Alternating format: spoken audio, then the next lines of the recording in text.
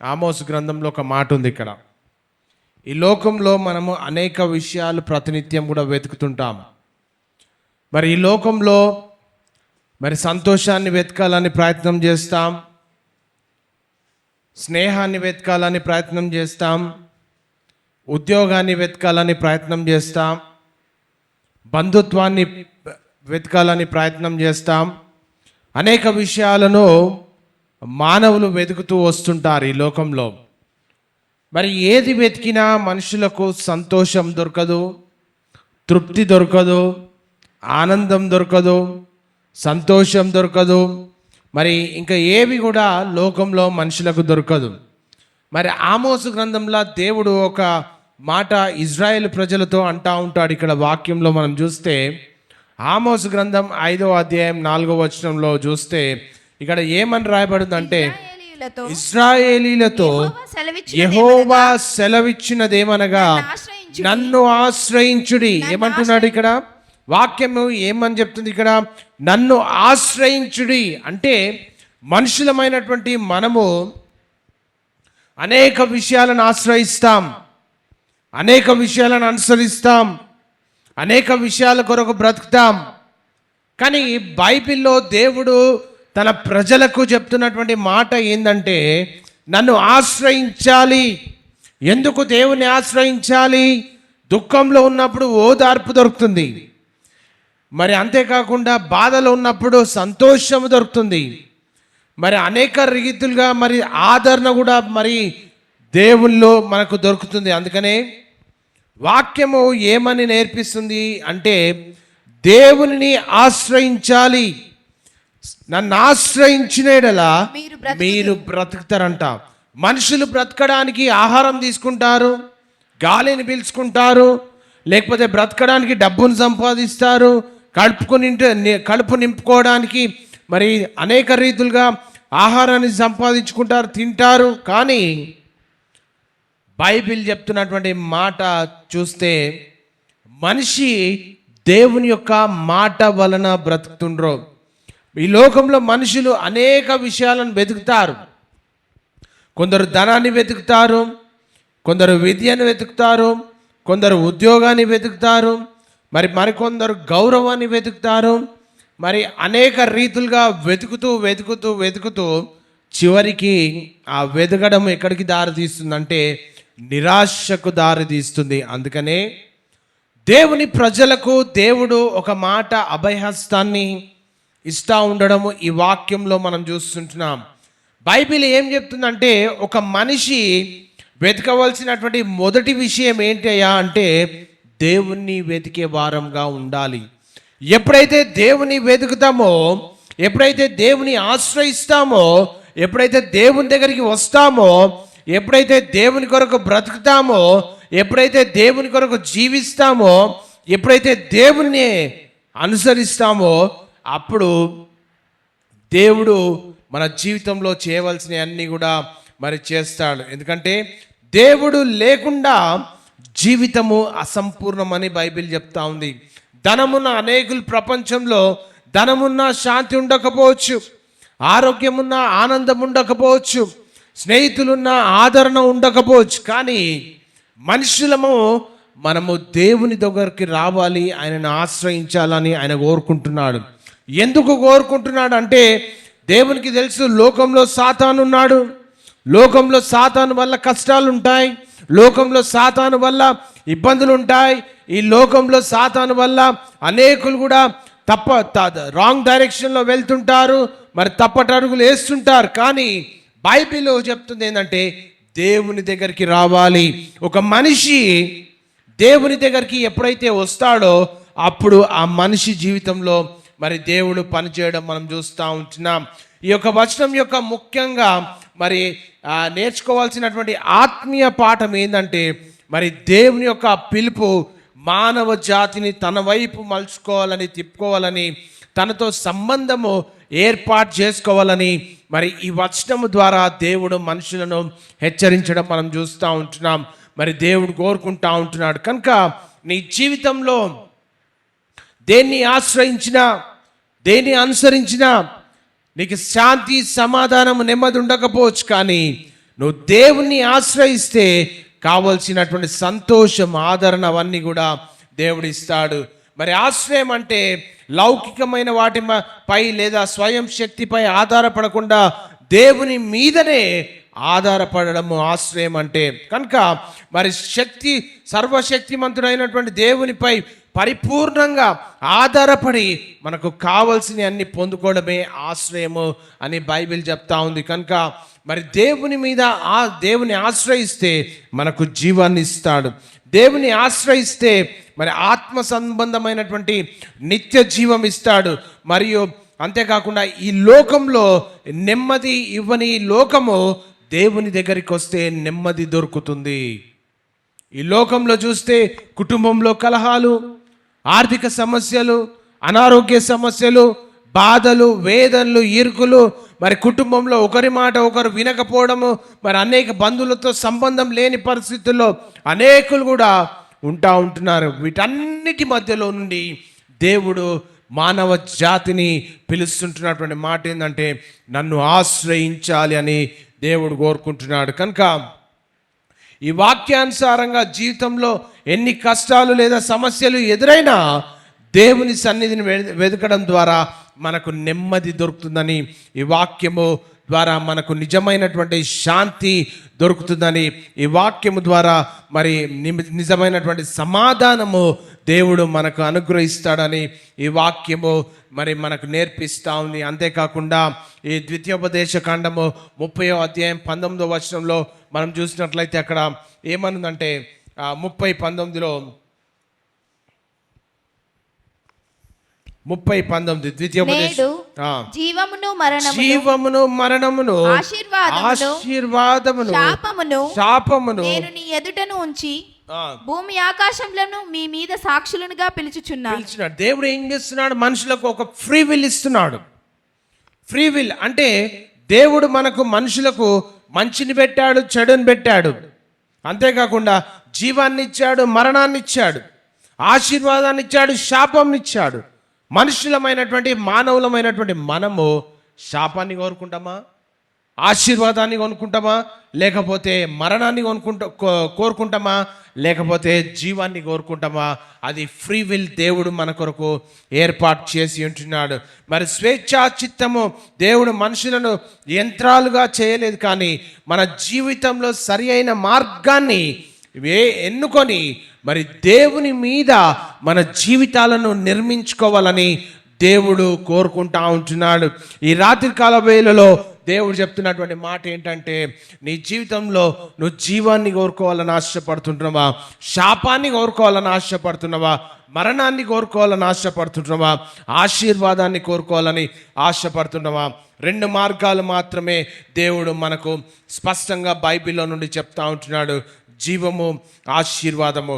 దేవుడు మన ముందు 2 మార్గాలను స్పష్టంగా మరి ద్వితీయోపదేశ కాండం 30వ అధ్యాయం 19 ద్వారా మానవ జాతికి ఇస్తున్నటువంటి మాటలు మనం చూస్తూ ఉంటున్నాం. కనుక మరి జీవము, ఆశీర్వాదము ఎప్పుడు లభిస్తుందంటే దేవుని ఆజ్ఞలకు ఒక మానవుడు లోబడి ఆయనను ప్రేమించి నడవడం ద్వారా జీవము మరి ఆశీర్వాదము దేవుడు అనుగ్రహిస్తాడు. మరి దేవుడు ఒక మానవు నుంచి ఆశించేది ఏంటంటే దేవుని మాటకు లోబడి బ్రతకాలని దేవుడు కోరుకుంటా ఉంటున్నాడు.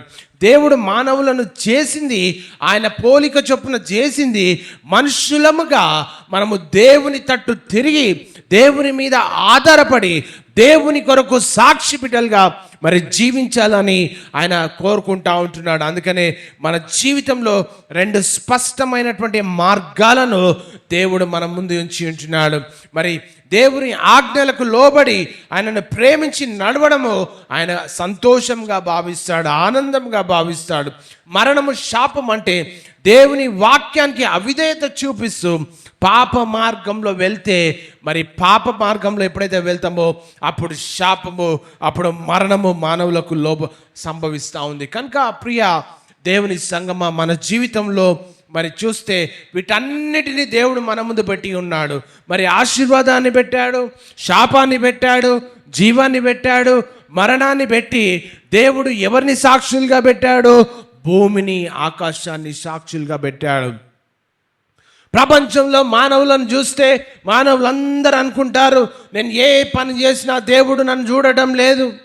మనం ఏ పని చేసినా, మనం ఇష్టం వచ్చినట్టు తిరిగినా, ఇష్టం వచ్చినట్టు మాట్లాడినా, ఇష్టానుసారంగా బ్రతికినా ఎవ్వరు మనల్ని చూడరు. మనం మనం మన ఇష్టానుసారంగా బ్రతుకున్నాం అనుకుంటాం.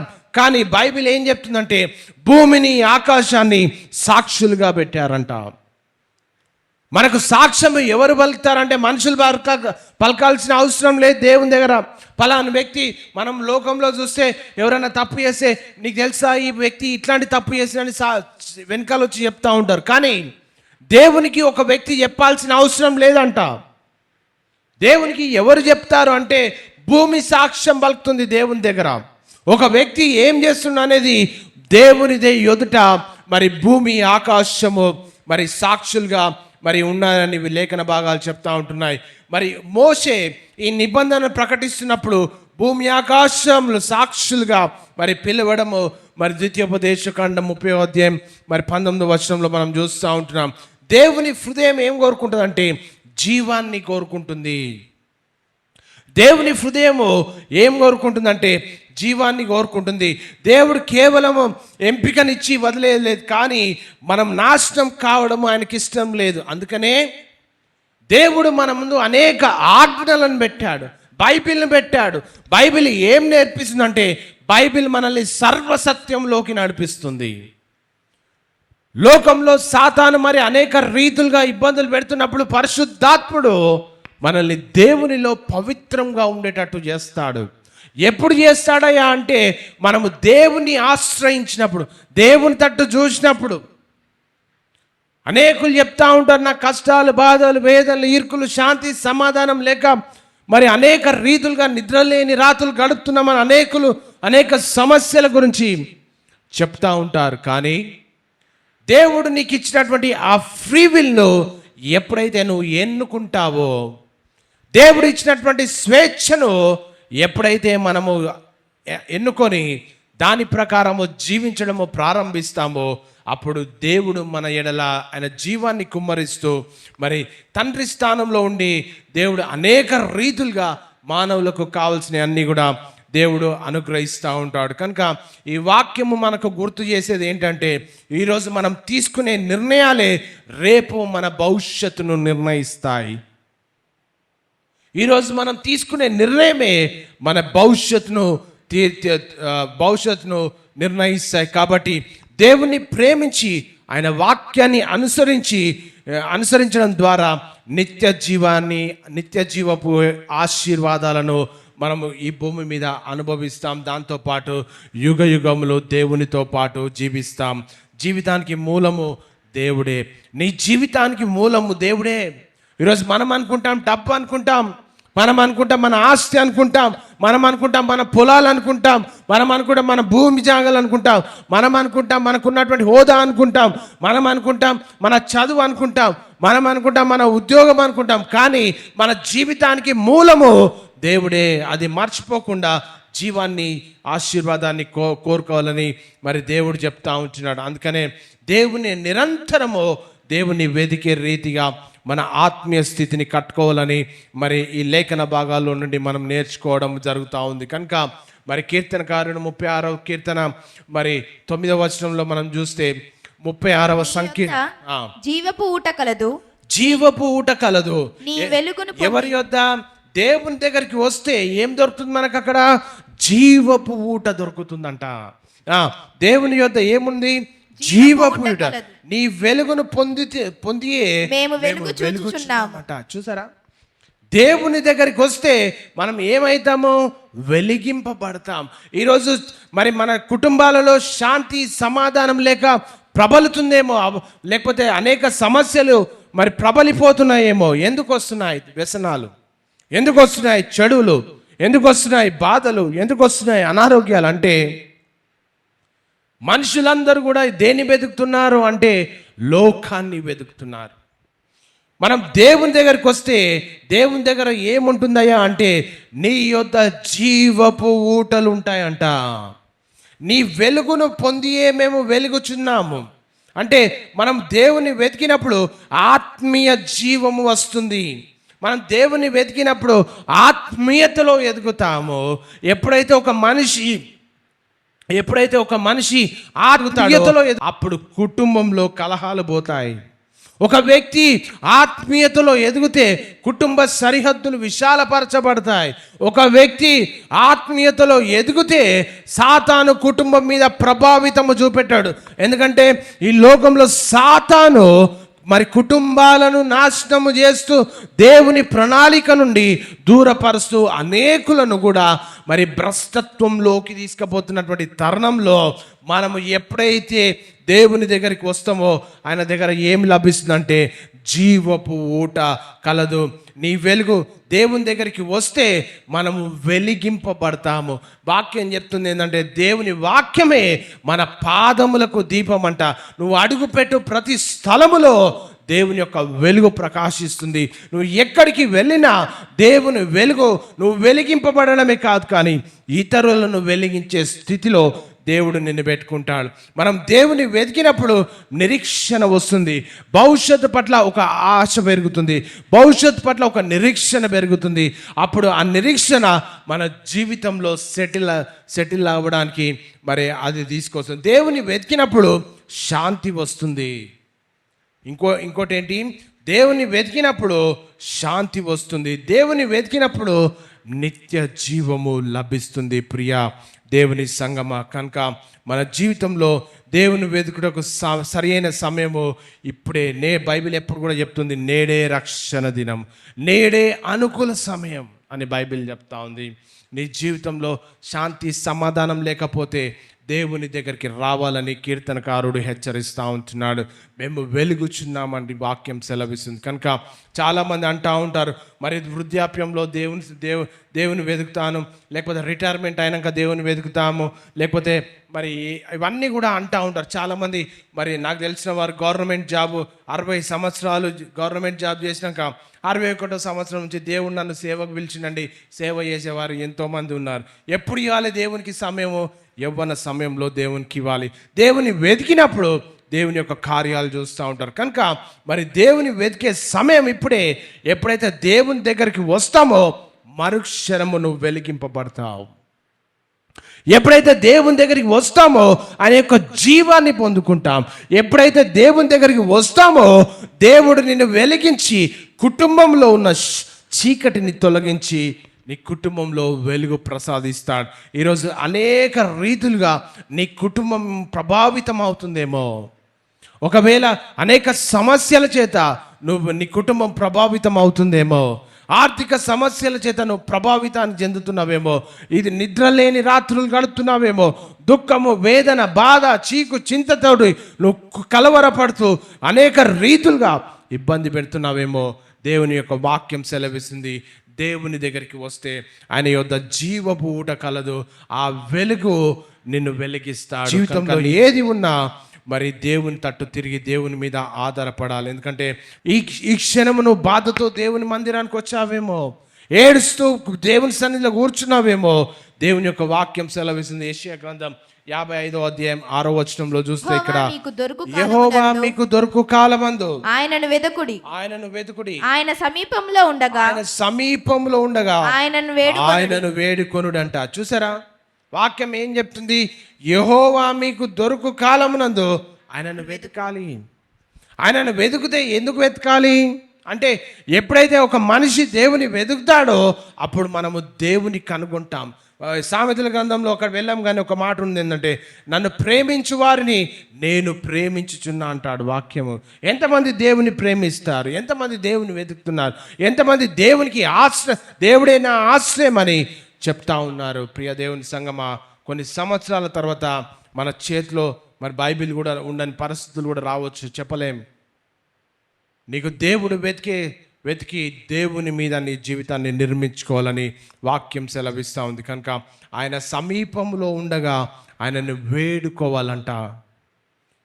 మన జీవితంలో ఎప్పుడు కూడా సాతాను మనల్ని భ్రష్టు పట్టించడానికి, సాతాను అనేక రీతులుగా ఇబ్బందులు పెట్టడానికి, సాతాను అనేక రీతులుగా కృంగదీయడానికి, సాతాను అనేక రీతులుగా ఇబ్బందులు పెట్టడానికి ప్రయత్నం చేస్తూ ఉంటాడు. కానీ దేవుని వెతుకుతావో, ఎప్పుడైతే ఆయన వెలుగు నీ మీదకి వస్తుందో అప్పుడు చీకటి పారద్రోలబడుతుంది.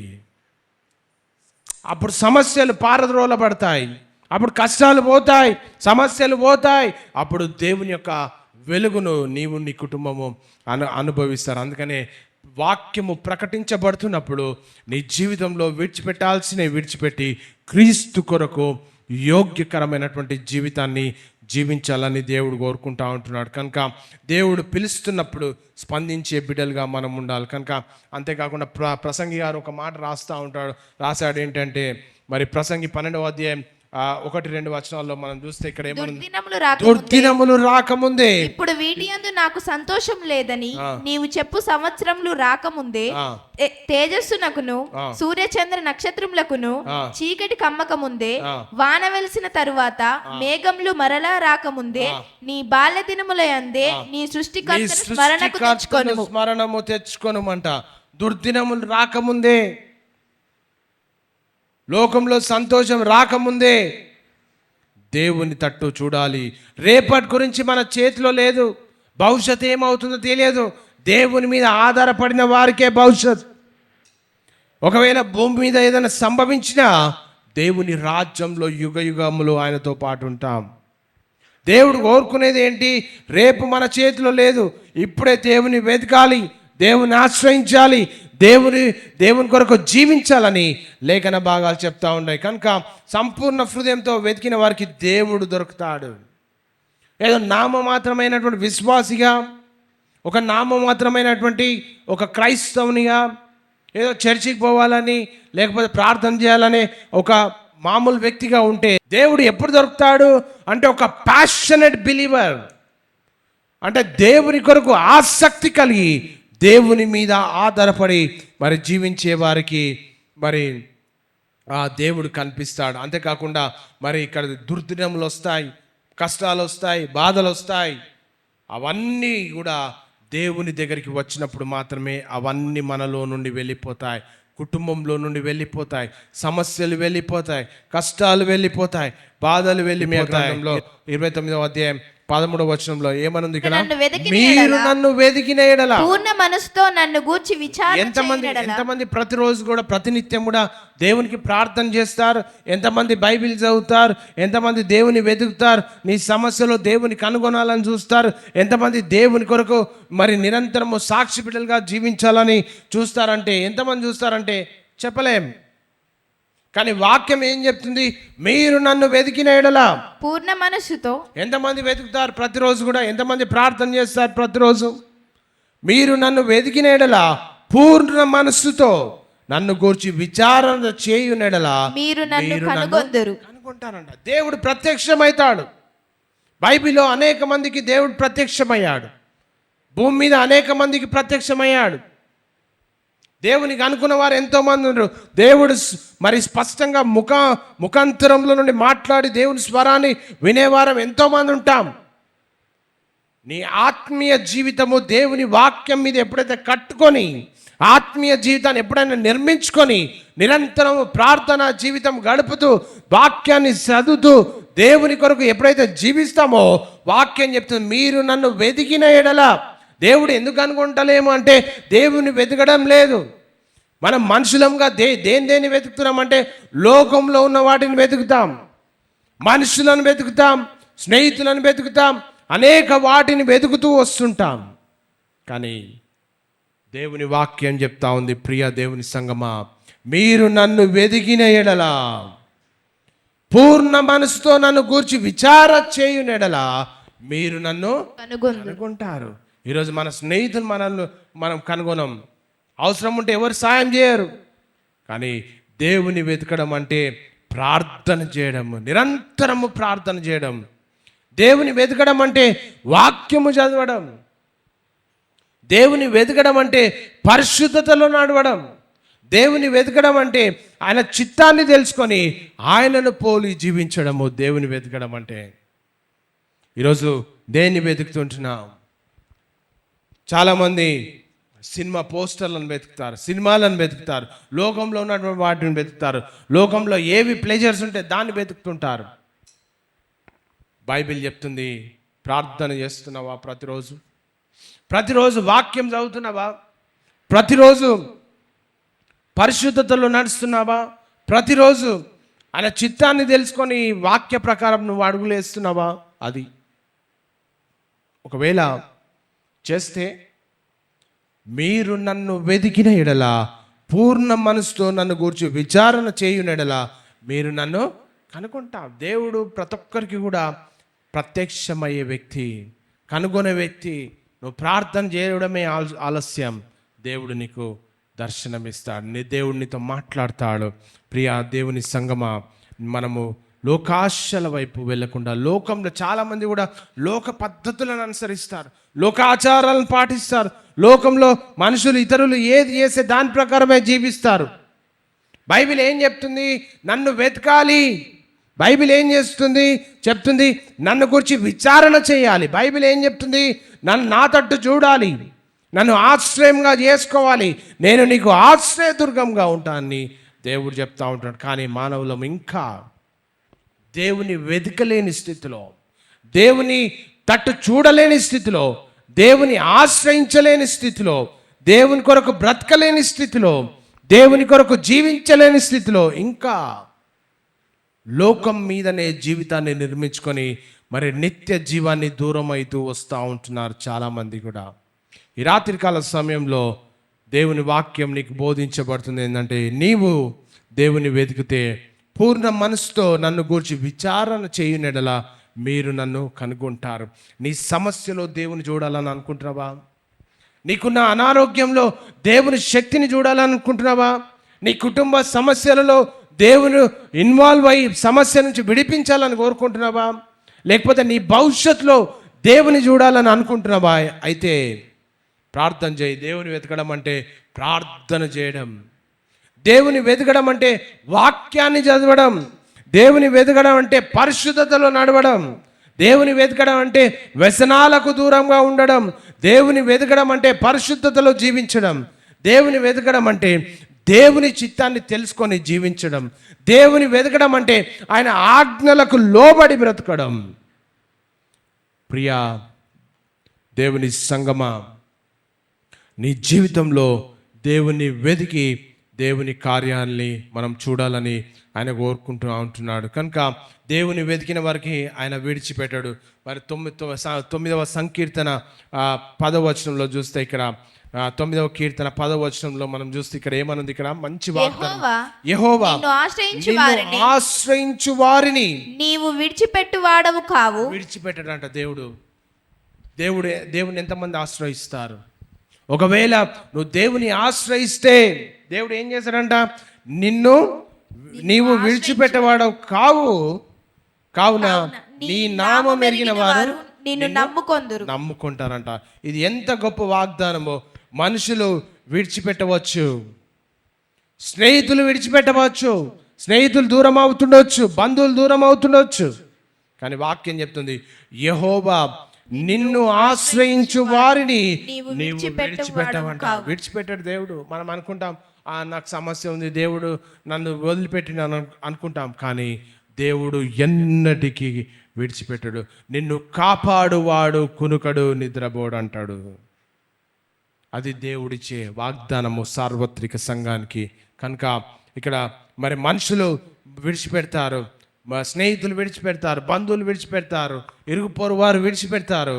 మరి ఈరోజు నేను బంధువులు మర్చిపోవచ్చు, కానీ దేవునిని వెతికిన వారిని దేవుడు ఎన్నడూ కూడా విడివడంట. అట్టి ధన్యత ఎవరికి వస్తుందంటే ఆయనను పోలి జీవించిన వారికి మాత్రమే అట్టి ధన్యత వస్తుంది. ప్రియ దేవుని సంగమా, ఈ రాత్రికాల వేళలో నీ జీవితంలో కోల్పోయిన స్థితిలో ఉన్నావేమో, నీ జీవితంలో అనారోగ్యం కోల్పోయావు, ఆరోగ్యం కోల్పోయావేమో, ధనం కోల్పోయావేమో, కుటుంబ సభ్యులను కోల్పోయావేమో, కానీ బంధుత్వం కోల్పోయావేమో, కానీ దేవుని తట్టు చూస్తే దేవుడు నిన్ను విడిచిపెట్టేవాడు కాదు. మనుషులు విడిచిపెడతారు, బంధువులు విడిచిపెడతారు, స్నేహితులు విడిచిపెడతారు, అందరూ విడిచిపెడతారు, కానీ దేవుని వాక్యం చెప్తుంది ఆయన విడిచిపెట్టేవాడు కాదంట. నీ జీవితంలో దేవుని ఏ పరిస్థితుల్లో నువ్వు చూడాలనుకుంటున్నావు? నీ అనారోగ్య సమస్యలో దేవుని చూడాలనుకుంటున్నావా? నీ అసమాధాన స్థితిలో దేవుని కనుగొనాలనుకుంటున్నావా? నువ్వు ఎక్కడ చూడాలనుకుంటున్నావో దేవుని తట్టు నువ్వు చూస్తే ఆయనను కనుగొంటు, ఆయనను ఆశ్రయిస్తే ఆయనను కనుగొంటారని దేవుని యొక్క వాక్యం సెలవిస్తూ ఉంది. కనుక ఈరోజు దేవుని యొక్క లేఖన ప్రకారము, చదువుకున్న ప్రకారము మన ఎదుట ఉంచబడినటువంటి ఆజ్ఞలను పాటిస్తూ దేవుని కొరకు బ్రతకాలని ఆయన ఆశపడుతుంటున్నాడు. మన ద్వితీయోపదేశకాండం 30:19 ఏమనుంది అక్కడ? జీవమును మరణమును ఆశీర్వాదమును శాపమును నేను నీ ఎదుట ఉంచినాను, భూమి ఆకాశములను మీ యొక్క సాక్షులుగా చెప్తాను. స్వేచ్ఛ చిత్తం ఇచ్చాడు దేవుడు, స్వేచ్ఛ మరి ఇచ్చాడు. 2 మార్గాలు మాత్రమే మన ముందు, 2 స్పష్టమైన మార్గాలను దేవుడు మన ముందు ఉంచాడు. జీవము, ఆశీర్వాదము. జీవము, ఆశీర్వాదం ఎప్పుడు వస్తుందంటే మనము క్రీస్తును వెతికి ఆయనను కలిగి మనం జీవించినప్పుడే. అంతేకాకుండా మరణము, శాపము ఎప్పుడు సంభవిస్తుందంటే దేవుని వాక్యానికి అవిధేయత చూపిస్తూ పాప మార్గంలో వెళ్ళడం ద్వారా మరి ఆ మరణము, శాపము మానవులకు సంభవిస్తూ ఉంది. కనుక మరి ఈ ఆజ్ఞలను ఎప్పుడైతే మనము పాటిస్తామో, ఎప్పుడైతే క్రీస్తు కొరకు బ్రతుకుతామో, అప్పుడు మరి దేవుడు మనకిచ్చినటువంటి ఆ ఫ్రీ విల్లో దేవుణ్ణి ఏ రీతిగా మనము చూస్ చేసుకుంటున్నాం, ఏ రీతిగా మనం ఎన్నిక చేసుకుంటున్నాం, దానిని బట్టి నీ భవిష్యత్తు నిర్ణయించబడుతుంది. నీ జీవితంలో మరణం కావాలా, జీవం కావాలా, ఆశీర్వాదం కావాలా? దేవుని హృదయము ఏం కోరుకుంటుందంటే జీవాన్ని కోరుకునేటట్టు చేస్తుంది. దేవుడు కేవలం ఎంపికనిచ్చి వదిలేయలేదు, కానీ మనం నాశనం కావడం దేవునికి ఇష్టం లేదు, ఆయనకి ఇష్టం లేదు. కనుక ఆశీర్వాదాలు ఇచ్చి ప్రతి ఒక్క వ్యక్తిని కూడా పైకి లేవనెత్తి అనేకులకు సాక్షి బిడ్డలుగా, ఆశీర్వాదానికి కర్తలుగా దేవుడు నిలబెట్టుకుంటాడు. అది నీ జీవితంలో కావాలి అంటే మొదటగా దేవుని వెతికే వారంగా ఉండాలి, మొదట దేవుని ఆశ్రయించే వారంగా ఉండాలి. అప్పుడు ఆయన ఎన్నటికీ కూడా విడిచిపెట్టాడు. ఎన్ని కష్టాలు వచ్చినా, ఎన్ని బాధలు వచ్చినా, ఎన్ని అనారోగ్య సమస్యలు వచ్చినా, నువ్వు ఏ స్థితిలో కొట్టుమిట్టాడినా, మన ఇరుగు పొరుగు వారు, బంధువులు, స్నేహితులు అందరూ మనకు దూరమైన దేవుడు మాత్రము విడిచిపెట్టని దేవుడు అని ఆ వాక్యము సెలవిస్తూ ఉంది. కనుక ఈ వాక్యం మనకు గుర్తు చేసేది ఏంటంటే, ఈరోజు మనము తీసుకునే నిర్ణయాలు రేపు నీ భవిష్యత్తును నిర్ణయిస్తాయి. అంతేకాకుండా దేవుని ప్రేమించి ఆయన వాక్యాన్ని అనుసరించడం ద్వారా నిత్య జీవపు ఆశీర్వాదాలు మనం పొందుకుంటాం. ఈ రాత్రికాల వేళలో మన జీవితంలో దగ్గరికి నువ్వు ఎప్పుడైతే వస్తావో అప్పుడు ఆయన వెలుగునిస్తాడు. నువ్వు వెలిగింపబడి ఇతరులను వెలిగించే రీతిగా నీ జీవితాన్ని దేవుడు నిలబెట్టుకుంటాడు. మనం దేవుని వెతికినప్పుడు ఆత్మీయ జీవము వస్తుంది, దేవుని వెతికినప్పుడు నిత్య నిరీక్షణ వస్తుంది, దేవుని వెతికినప్పుడు శాంతి వస్తుంది, దేవుని వెతికినప్పుడు నిత్య జీవం లభిస్తుంది, సమాధానం లభిస్తుంది, సంతోషం లభిస్తుంది. ఇవన్నీ నీకు రావాలి అంటే మనము దేవుని వెతికే బిడ్డలంగా మనం ఉన్నప్పుడు మాత్రమే ఇవన్నీ కూడా దేవుడు మనకు అనుగ్రహిస్తాడు. కనుక ఈ రాత్రికాల వేళలో నువ్వు దేవుని వెతికితే మరి ఆయన గొప్ప కార్యాలు నువ్వు చూడగలుగుతాం. 2 నిమిషాలు అందరూ కూడా తలలు వంచి దేవుని సన్నిధిలో ప్రార్థిస్తాం. మరి దేవుని వెతికి మరి దేవుని యొక్క సన్నిధిలో మనం దేవుని కార్యాలను చూడాలని ఆయన కోరుకుంటూ ఉంటున్నాడు. సంపూర్ణ హృదయంతో వెతికిన వారికి దేవుడు దొరుకుతాడని మనం నేర్చుకున్నాం. అందరూ కూడా ఇటు అటు చూడకుండా ఒక కొద్ది నిమిషాలు దేవుని సన్నిధిలో మనం ప్రార్థన చేద్దాం.